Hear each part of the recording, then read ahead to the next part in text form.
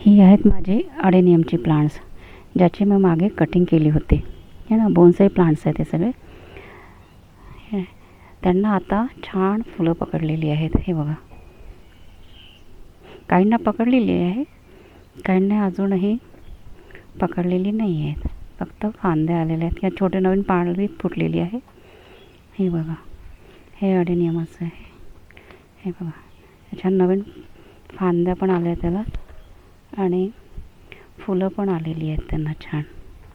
हे ना, हे बघा, ही सगळी माझी मागे तुम्हाला दाखवलेली बोन्साय अडेनियमचे प्लांट्स आहेत सगळे. हे यांना आता फुलं येतात आहे.